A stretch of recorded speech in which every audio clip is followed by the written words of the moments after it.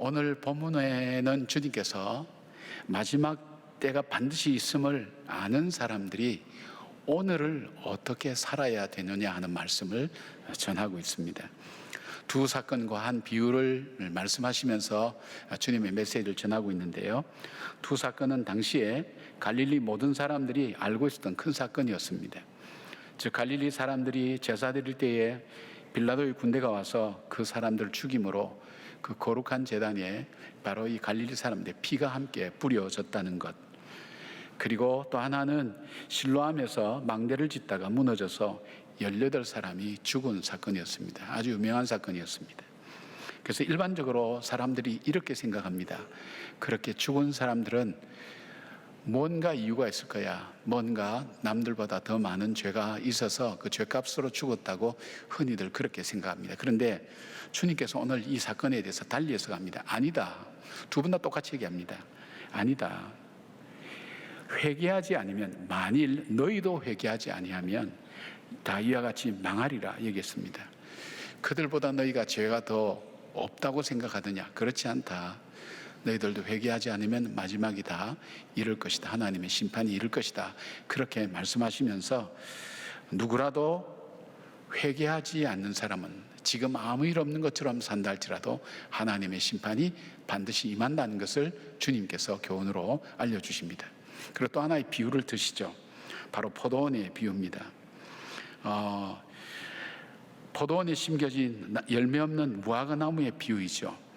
3년 동안 나무의 열매를 찾지 못하는 주인이 나무를 찍어버리라고 하지만 포도원 지기의 간청으로 1년을 더 기다리는 것입니다. 우리 삶의 주인이 맺기를 원하는 열매가 없을 때에 나무를 찍어버리는 것처럼 열매 맺는 인생을 살지 못하는 사람을 주님께서 심판하신다는 것을 말씀하고 있습니다. 이 비유를 통해서 말씀드린 것처럼 마지막 때를 사는 사람의 지혜도 있지만 그 마지막 때를 알면서 오늘 나의 삶은 어떻게 살아야 되는가 하는 것을 주님께서 말씀하십니다. 우리 세 가지를 말씀드릴 건데요, 오늘 오늘을 사는 사람 어떻게 살아야 되는가 할 때 먼저 내 자신의 내면을 늘 살피는 사람이 되어야 됩니다. 그리고 오늘이라는 날이, 지금이라는 것이 하나님께서 내게 주신 기회라는 것, 그리고 또 하나는 하나님이 기뻐하시는 열매를 반드시 맺는 삶을 살아야 된다는 것, 이 세 가지를 하나씩 우리가 살펴보면서 하나님 말씀으로 점점 우리가 더 깊게 나가겠습니다. 첫 번째는 자기 자신을 늘 살피는 삶을 살아야 된다는 것입니다. 이게 다른 말로 바꾸면 오늘의 삶이 하나님의 은혜임을 기억하고 사는 삶을 살아야 된다는 것입니다. 5절에 보니까 너에게 이르노니 아니라 너희도 만일 회개하지 아니하면 이와 같이 망하리라고 그렇게 말씀합니다. 회개라는 표현을 썼죠. 오늘 본문 보면 1절 그때라는 부사로 시작합니다. 이것은 앞의 내용과 연관성이 있다는 것을 말하죠. 앞의 사건은 빚을 진 사람이 고발을 당하여서 함께 재판장으로 가는 그런 길을 설명하고 있습니다. 그런데 이 빚을 갚기 전에는 재판장에 의해서 반드시 감옥에 갇히게 된다고 말씀하면서 주님께서는 이 길을 다가기 전에 빚을 반드시 갚고 그 사람과 화해하라고 그렇게 말씀하시는 비유입니다. 근데 문제는 빚을 진 사람이 자기의 빚을 갚을 능력이 없습니다. 이대로 가면 재판장에 의해서 감옥에 갇힐 것이 뻔합니다. 그래서 주님은 재판장 앞에 가기 전에 화해해야 된다고 말씀하시는데, 빚을 갚아야 자유롭다는 것을 알면서도 자신의 운명을 스스로 갚지 못하고 바꾸지 못하는 처절한 상황에 처해 있는 인생을 얘기합니다. 이것을 우리가 바로 우리 자신과 비교해 보면 우리 인생은 죄와 허물로 죽을 수밖에 없지요. 그래서 이것을 위해서 사람들은 해결할 능력이 없습니다. 그래서 결론적으로는 심판을 모두 다 받을 수밖에 없는 형편에 처한 것입니다. 사람들은 이것을 알기 때문에 여기에서 벗어나려고 모든 방법을 다 동원합니다. 종교나 수도 같은 것을 통해서, 때로는 선행으로, 율법을 잘 지킴으로, 때로는 무시함으로, 도덕과 윤리로, 양심으로 해보지만 자기 자신의 운명을 바꿀 수는 없습니다. 결국 스스로 구원하지 못하고 신분과 형벌에 처해질 수밖에 없다는 것을 알기 때문에 인간은 본능적으로 두려움과 불안이 있다고 그렇게 얘기를 합니다. 그런데 이 빚을 예수 그리스도께서 십자가에서 대신 다 갚아주셨습니다. 지난주일 나눈 말씀대로 십자가에서 예수님께서 피 흘려 죽으실 때 테텔레스타이라고 외쳤는데 그 뜻은 상업적인 용어로 물건값을 다 치루었다는 그런 말씀입니다. 오늘 주님은 3절과 5절에 두 가지 사건을 말씀하시면서 이 심판은 죽임을 당한 사람들만의 운명이 아니라 바로 회개하고 예수 그리스도를 자신의 구세주와 주님으로 영접하지 않는 모든 사람에게 다가올 미래라는 것을 말씀하고 계십니다. 그런데 십자가에서 예수 그리스도의 피로 죄와 허물의 빚은 청산되고 하나님과 화해하게 되면서 우리는 구원함을 받게 된 것입니다. 그래서 바울은 에베소서 2장 8절 이렇게 말씀합니다. 너희는 그 은혜에 의하여 믿음으로 말미암아 구원을 받았으니 이것이 너희에게서 난 것이 아니요 하나님의 선물이라고 말씀합니다. 우리는 그 선물을 받고 살아갑니다. 그렇다면 우리는 오늘을 어떻게 살아야 될까요? 무엇보다도 이 구원의 은혜를 의식하면서 살아야 됩니다. 오늘의 삶은 바로 예수 그리스도의 보혈의 피로 죄사함을 받은 삶이라는 것을 우리가 삶을 통해서 또 생각을 통해서 고백할 수 있어야 됩니다. 그러기 위해서는 어떻게 하죠? 우리 자신들이 매일 하나님의 심판대 앞에 서서 영원한 죽음의 형벌에 처해질 수밖에 없는 존재라는 것을 의식하고 십자가의 구원에 대해서 감사하는 것을 우리는 하나님께 올려드려야 됩니다. 하나님의 은혜를 잊어버리는 데서 이 교만이라는 죄는 서서히 다른 죄악으로 옮겨갑니다. 그래서 종교개혁자들이 코람데오의 인생을 살자, 즉 하나님 앞에서 인생을 살자고 외쳤습니다. 왜냐하면 교회의 타락과 인간의 타락이 십자가의 은혜를 잊어버렸기 때문이라는 것을 그들이 발견했습니다. 우리처럼 똑똑하지 않았던 사람들이 아닙니다. 석학들도 많았습니다. 유명한 사람도 그리고 신학을 많이 공부한 사람도 많았습니다. 그러나 그 시대를 진단하면서 교회가 왜 이렇게 타락하게 되었는가, 사람이 왜 이렇게 타락하게 되었는가, 그 이유를 어디서 찾았는가 하면 우리가 바로 예수 그리스도의 십자가의 은혜를 잃어버린 데부터 시작되었다고 그렇게 고백했습니다. 그래서 그들이 아주 간단한 캐치프레이를 만들었습니다. 그것이 뭡니까? 오직 예수, 오직 은혜, 오직 성경, 오직 믿음, 오직 하나님께 영광을 맺히면서 새로운 역사를 바꾸어 갈 수가 있었던 것입니다. 여러분, 구원의 은혜를 기억하기 위해서 우리는 매일매일 말씀을 따라 살았는지를 살펴보아야 됩니다. 바로 그것이 우리가 내 내면을 살피고 구원받은 하나님의 백성답게 살아가는 삶을 주님께서 말씀하시는 바로 그 내용입니다. 하나님과 화해하고 화목한 바로 그 삶을 나의 삶 속에서 사람들과 화목하고 그리고 아름답게 살아가는 삶, 그것이 우리가 오늘 해야 될 일이라는 것을 주님 말씀하고 있습니다. 두 번째로 마지막 때가 반드시 온다는 것을 아는 사람은 오늘이 기회임을 깨닫는 사람입니다. 8절 9절 보니까 대답하여 이르되 주인이여 금년에도 그대로 두소서 내가 두릅하고 거름을 줄이니 이후에 만일 열매가 열면 좋거니와 그렇지 않으면 찍어 버리소서 하였다 하시니라. 이 무화과나무는 주인께서 열매를 얻지 못하는 나무를 찍어 버리라고 말하고 땅만 버리고 있다고 판단된 그런 나무였습니다. 그렇다면 이 나무는 이미 지켜서 버려져야 할 나무이죠. 그런데 그대로 있습니다. 왜냐하면 포도원지기가 주인에게 간청해서 한 해를 더 기회를 얻었기 때문입니다. 그렇다면 이 무화과나무는 지켜버림을 당하지 않고 금년에 열매 맺을 은혜의 기회를 얻은 것입니다. 에베소서 5장 15절 16절에 그렇게 말씀합니다. 구원을 받은 성도의 삶은 그런즉 너희가 어떻게 행할지를 자세히 주의하여 지혜 없는 자같이 하지 말고 오직 지혜 있는 자같이 하여 세월을 아끼라 때가 악하니라고 그렇게 말씀합니다. 즉 우리에게는 시간이라는 기회가 정해져 있고 다시 지나가면 잡을 수 없는 것이 인생이라는 것입니다. 그래서 오늘을 살아갈 때 지혜 없는 자같이 살지 말고 지혜 있는 자같이 세월을 아끼라고 말씀합니다. 여기에서 세월이라는 단어는 카이론이라는 단어를 썼는데 일반적인 시간을 표현하는 크로노스가 아니라 하나님께서 작정하시고 계획하신 시간인 카이로스를 표현했습니다. 그래서 세월을 아끼라 하는 그 말씀의 뜻은 하나님께서 주신 기회를 잃지 말고 잡으라는 의미입니다. 때가 악하다는 것은 하나님의 심판의 때가 더 가까이 왔고 우리가 하나님의 자녀답게 선한 일을 할 기회가 점점 없어져 간다는 것을 말씀하고 있습니다. 지혜로운 사람은 자신에게 오는 기회를 분별해서 놓치지 않고 잡는 사람입니다. 그러나 이것보다 더 지혜로운 사람은 기회를 만드는 것입니다. 세월을 아끼라는 단어 엑사고라조라고 하는 이 단어는 속량하다라고 번역될 수 있는데 그 의미를 우리가 살려서 번역한다면 주님의 자녀답게 살 기회를 의도적으로 만들어서 살으라는 뜻으로 해석할 수가 있습니다. 에베소서 5장 17절에 이렇게 말씀하고 있습니다. 그러므로 어리석은 자가 되지 말고 오직 주의 뜻이 무엇인가 이해하라고 말씀합니다. 지혜 있는 자는 어떤 삶을 사는지 그 18절에서 21절까지 설명하고 있는데 크게 세 가지로 말합니다. 성령 충만함으로 주님께 찬양하라. 주님은 정말 나의 삶의 영광을 받으실 하나님이십니다 하는 것을 우리의 입술을 통해서 자주 고백할 수 있어야 됩니다. 여러분이 찬송 부르는 시간이 그렇게 많지는 않죠. 우리가 기도할 시간은 적어도 하루에 3번은 기도할 거예요. 그죠? 밥 먹을 땐 여러분 기도하잖아요. 근데 여러분 찬양할 기회가 생각보다 많이 없어요.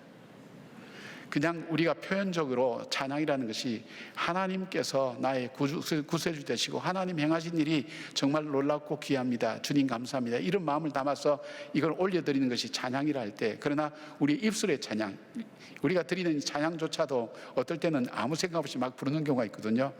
찬양할 기회가 별로 많이 없어요. 근데 여러분 기회가 닿을 때마다 하나님을 찬양하기를 바랍니다. 하나님께서 그렇게 말씀하셨습니다. 찬양할 기회로 삼으라. 정말 찬양하기를 원하는 분은 수요 예배 나오시면 찬양을 참 많이 하게 됩니다. 그리고 여러분이 찬양을 스스로 매일매일 할 수 있었으면 고맙겠습니다. 저는 우리는 가정 예배를 드릴 때에 늘 찬송 부를 때 그런 생각합니다. 하나님 오늘도 주님을 찬양할 수 있어서 감사합니다. 그걸 마음으로 이렇게 합니다. 찬송을 부를 수 있는 기회가 별로 많지 않습니다. 주님을 찬양하라. 찬양하는 기회를 삼으라고 얘기합니다. 또 하나는 범사에 하나님께 감사하라. 오늘도 하나님께서 내게 주신 그 은혜를 인하여 감사하는 것, 자주 입술에 감사, 삶을 살면서 감사로서 하나님께 올려드리는 것. 우리는 안 된 것, 해야 될 것에만 생각이 꽂혀 있어요. 그래서 늘 마음속에 염려와 근심이 떠나지 않아요. 늘 마음에 걱정이 있어요. 그래서 감사라는 걸 잘 하지 못해요. 사랑하는 여러분, 여러분이 얼마 전에 걱정하고 근심하던 것 지금 와서 돌아보면 그 문제가 여전히 근심과 걱정이 됩니까? 이미 해결된 게 많잖아요. 그렇다면 여러분이 지금 염려하고 걱정하는 것도 염려하고 걱정하는 것이 아니라 오늘도 이 문제를 통해서 나에게 말씀하실 그 하나님의 은혜가 있다는 걸 알고 미리 감사하는 겁니다. 지나간 것도 감사하시고 미리 감사하시고 감사할 기회를 잡아서 하나님께 올려드리라는 것, 그리고 서로 섬김의 본을 보이라는 것. 바로 우리가 섬긴다는 것이 참 하나님의 큰 축복의 시작입니다. 나그네를 대접하다 부지중의 천사를 대접했던 아브라함 가정, 이삭을 선물로 받을 것을 주님으로부터 약속을 받았습니다. 그리고 예수님의 길 가던 일행을 초청해서 자기 집에 초청해서 대접했던 마르다, 바로 그 가정은 부활의 감격과 기쁨과 기적을 체험하는 놀라운 일들이 일어났습니다. 성경에 보면 섬김이 하나님께서 얼마나 귀하고 복되게 여기는가 하는 것을 보게 됩니다. 하나님을 찬미하고 감사하고 섬길 수 있는 바로 하나님이 원하시는 그 삶을 살 기회로 하나님께서 오늘 우리에게 주셨다는 것을 우리가 감사함으로 받으면서 힘든 가운데도 낙담하지 않고 오늘 나에게 주신 기회를 알고 하나님이 기뻐하시는 그런 삶을 살아드리는 오늘 하루, 그런 하루를 살아가는 저와 여러분 되기를 바랍니다. 세 번째로 마지막 때가 온다는 것을 알고 사는 사람은 주님이 찾으시는 열매를 맺는 인생을 말합니다. 6절 말씀 보니까 이에 비유로 말씀하시되 한 사람이 포도원에 무화과나무를 심은 것이 있더니 와서 그 열매를 구하였으나 얻지 못한지라 되어 있습니다. 6절부터 9절까지 불과 3절 사이에 열매를 구한다는 내용이 3번이나 반복되고 있습니다. 주인이 찾는 것은 바로 나무의 열매를 구하고 있다는 것입니다. 본문을 보면 쉽게 이해하지 못할 내용이 나옵니다. 그것은 포도원에 무화과나무를 심었다는 것이죠. 원래 포도나무를 심는 포도원은 비옥한 땅입니다. 포도농사가 까다롭기 때문에 좋은 땅에 심지 아니하면 좋은 열매가 맺히기가 어렵습니다. 그래서 늘 포도나무는 좋은 땅에 심습니다. 반면에 무화과나무는 열매를 잘 맺습니다. 그래서 무화과는 길가에 척박한 땅에 심고 특별히 관리하지 않아도 열매를 잘 맺습니다. 그런데 이 무화과나무를 비옥한 포도원에 심었다는 것은 주인이 열매를 기대하고 심었다는 것을 볼 수 있습니다. 아니, 그것만이 아니라 무화과나무에 필요없는 포도원지기까지 붙여 놓았다는 것은 주인이 분명히 어떤 의도와 목적을 가지고 이 무화과나무를 심은 것입니다. 주인은 계속해서 열매 맺기를 기다렸습니다. 무화과나무는 심고 보통 3년 내지 4년 되어야 열매를 맺는다고 합니다.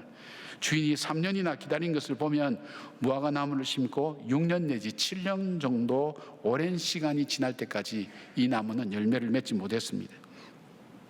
주인의 판단에는 아무나무나 심어도 열매를 맺을 수 있는 이 비옥한 땅에 무화과나무를 심어서 오랜 시간 기다렸지만 열매를 맺지 못하는 나무는 더 이상 여기둘 필요가 없다고 판단했습니다. 왜냐하면 주인이 볼 때 이 나무는 오히려 비옥한 땅을 더 버리게 되는 원인이 되기 때문입니다. 그런데 포도원지기가 주인에게 간청합니다. 8절에 대답하여 이르되 주인이여 금년에는 그대로 두소서 내가 두릅하고 거름을 줄이니라고 그렇게 말씀합니다. 여기에서 그대로 두소서라는 이 단어가 아페스라는 단어입니다. 이 단어의 원형은 아피엠이라는 것인데 놓아주다 허락하는 뜻을 가진 단어로서 하나님께서 인간의 죄, 불법과 과실을 용서하다라는 의미로 이 단어가 쓰여집니다. 이 동일한 단어가 누가복음 23장 34절에 사용되고 있습니다. 이에 예수께서 이르시되 아버지여 저들을 사하여 주옵소서. 예수님께서 십자가에서 하신 말씀이죠. 십자가에서 하신 말씀, 여기에도 역시 사하여 주옵소서 할 때에 아페스라는 단어를 씁니다. 이 아피엠이라는 동일한 단어인데 이것은 뭐냐면 포도원지기가 무화과나무를 위해 간청하는 그대로 두소서라는 것이 사람에게 쓰일 때는 죄와 불법과 과실을 용서해 주시고 한 번 더 기회를 주소서라는 말로 이해할 수가 있습니다. 그리고 포도원지기는 무화과나무 밑 주위를 파고 거기에 거름을 주고 더 정성을 다해서 가꾸겠다는 뜻을 주인에게 전했습니다. 우리는 무화과나무처럼 특별한 존재가 아닙니다. 대단한 존재 같지만 우리는 특별한 존재가 아닙니다. 그런데 주인이 우리를 비옥한 땅인 포도원의 의도와 목적을 가지고 심었습니다. 우리를 살리기 위해서 그 주인이 투자한 것은 자기 아들 독생자까지 십자가에서 못 박아 죽이면서까지 우리를 살려주시고 그 은혜를 베풀어 주셨습니다. 마치 시냇가의 신규 나무처럼 비옥한 땅에 우리가 심겨졌습니다. 게다가 포도원지기를 두어서 우리가 성령이라고도 그렇게 볼 수 있겠죠. 말씀이라고 볼 수도 있고요. 무화과나무를 열매 맺도록 관리하게 하신 것으로 우리는 이해할 수가 있습니다. 그런데 주인 되신 하나님이 찾으시는 열매, 그것을 발견할 수 없을 때 그 나무를 찍어버리겠다고 말씀합니다. 왜냐하면 포도를 심어야 하는 좋은 땅을 오히려 망치고 있기 때문입니다. 주인이 1년을 허락한 것은 또다시 기회를 준다는 의미입니다. 동시에 언제까지나 기다리지는 않겠다는 의미입니다. 때가 되면 반드시 결과를 보고 심판하시겠다는 것입니다. 저는 이 말씀을 묵상할 때 베드로를 대하는 주님의 모습이 생각났습니다. 여러분, 베드로를 3년이나 이적이나 기적, 무리를 걷는 특별한 체험도 하게 하고, 그리고 기적을 통해서 주님의 역사를 보기도 하고 하나님 나라의 말씀으로 양육하며 실제 영적인 체험과 은혜를 경험하게 했음에도 불구하고 자기가 처한 위치, 자기가 처한 결정적인 순간 예수님을 배신하는 베드로를 보면서 어떤 심경이었을까요? 그것도 대제사장 집에서 예수님이 절체절명의 위기에 처했을 때 예수님이 보고 계신데 사람들에게 예수님을 부인합니다. 저주까지 하는 베드로를 보실 때 예수님 마음이 어땠을까요? 정말 저 사람만은 나에 대해서 나는 예수님을 따르는 사람이라고 얘기할 사람이라고 생각했어요. 왜냐하면 본인이 그렇게 선언을 했으니까. 다 떠날지라도 난 주님을 떠나지 않겠다고. 그래서 베드로는 그 말을 할 줄 알았어요. 그런데 예수님과 시선이 마주치면서도 불구하고 나는 예수님을 알지 못한다고. 그리고 그 예수님이 누구냐고 오히려 저주까지 하는 베드로. 이 사건은 베드로가 실패한 인생, 배신한 인생으로 서서히 전락하는 장면을 보여줍니다. 저는 힘들고 어려울 때마다 요한복음 21장을 자주 묵상합니다. 베드로의 모습입니다. 부활하신 주님께서, 이 베드로는 예수님이 부활하셔도 볼 면목이 없었습니다. 그래서 부활하신 예수님 무덤에 들어가서 제일 먼저 확인하고도 예수님을 만나지 않고 자기 일터 바닷가로 다시 돌아갑니다. 그런데 부활하신 주님께서 바로 베드로를 찾아갑니다. 실패자요 배신자를 찾아갑니다. 여러분, 실패한 사람을 찾아가는 사람은 별로 없습니다. 자기가 맡긴 일을 실패한 사람을 다시 쓰지도 않습니다. 더 찾아갈 수 없는 사람이 배신자입니다. 여러분, 배신을 당해보셨나요? 배신한 사람은 만나기도 싫습니다. 그 사람이 저 앞에 오면 내 몸은 벌써 이쪽으로 가고 있습니다. 만나고 싶지 않고 보고 싶지도 않습니다. 그 사람을 찾아올 수도 없습니다. 근데 실패자요 배신자인 베드로를 주님은 찾아오셨습니다. 나무라지도 않고 야단치지도 않고 주님은 떡과 고기를 먹이면서, 그리고 네가 나를 사랑하느냐 하는 질문 위에 내 양을 먹이라고 말씀하시고 베드로를 회복시켜 주시고 바로 초대교회, 이 복음서의 마지막 사건이 이겁니다. 그리고 사도행전으로 넘어가면서 초대교회 베드로가 다시 회복되어서 하나님 앞에 열매 맺고 사는 것을 보게 됩니다. 저도 살면서 어느 날 문득 제 자신을 보니까 제가 실패자가 되어 있더라고요. 내가 생각했던 가정의 모습은 이것이 아니었는데, 가정에서도 그렇고 아내에 대해서도 자녀에 대해서도 저는 실패한 아빠와 남편이라는 생각을 지울 수가 없을 그런 어떤 처참한 그런 상황 속에 있었어요. 더 이상의 시작할 용기조차도 없는 그런 바로 그런 실패자. 여러분도 혹시 그렇지 않나요? 여러분은 성공한 부부인가요? 여러분이 원했던 삶을 살고 있는 바로 그런 부부인가요? 그런 엄마와 아빠가 되어 있으신가요? 여러분 사업이나 아니 무엇보다도 주님이 기대하시는 그런 제자의 삶을 사는 신앙인인가요? 어쩌면 그런 면에서는 실패자가 아닐까요? 아니 그보다 더한 배신자가 아닐까요?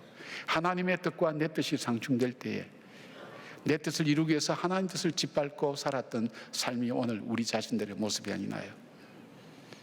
주님이 찾으시는 열매를 맺지 못한, 내가 내 자신이 원하는 열매를 맺었을런지도 몰라요. 돈도 벌고 위치도 얻고 그리고 내가 지식도 얻고 사람들의 존경과 사랑받는 내 자신을 위한 열매는 맺었는지도 몰라요. 그러나 내 인생의 주인 되신 주님이 원하신 열매를 내가 맺었느냐 이거예요. 우리는 그런 면에서 우리 자신들을 다시 한번 돌아봐야 됩니다. 어쩌면 바로 이 포도원지기처럼 주인이여 그냥 그대로 두소서, 하나님 저들이 하는 것을 사하여 주소서, 그 주님의 중보 기도가 없다면 오늘 우리에게 또 다른 기회는 없을 것입니다. 그 주님은 십자가에서 우리에게 새로운 기회를 주십니다. 비록 실패자였지만, 비록 배신자였지만 주님이 원하시는 바로 그 열매를 맺기 위해서 주님께서 새로 시작할 수 있는 은혜를 주셨습니다. 주인이여 금년에도 그대로 두소서, 내가 두루 파고 걸음을 줄이니. 금년이라는 기회, 아니 오늘이라는, 지금이라는 기회를 받았습니다. 이제 우리 주님께서 주님이 기대하신 열매가 맺기를 우리에게 기대하고 계십니다. 요한복음 15장 5절 보니까 나는 포도나무여 너희는 가지라, 그가 내 안에 내가 그 안에 거하면 사람이 많은 열매를 많이 맺나니 나를 떠나서 너희가 아무것도 할 수 없습니다. 주님께서 이 말씀을 하시면서 주님과 함께 교제하면서 주님과 함께 동행하면서 주님이 기뻐하시는, 주인이 원하시는 열매를 맺기를 우리에게 기대하고 계신다는 것입니다.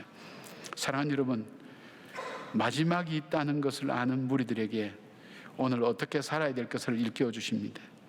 가장 중요한 것은 바로 오늘입니다. 바로 지금입니다. 왜냐하면 지금이 점점 모아져서 오늘이 되고 오늘이 모아져서 우리 일평생이 되기 때문입니다. 지금 우리가 가장 하나님께서 주신 귀한 기회의 삶을 알고 주님이 기뻐하시는 열매, 주님이 원하신 열매를 맺어드리기 위해서 이제 시작하시기를 바랍니다.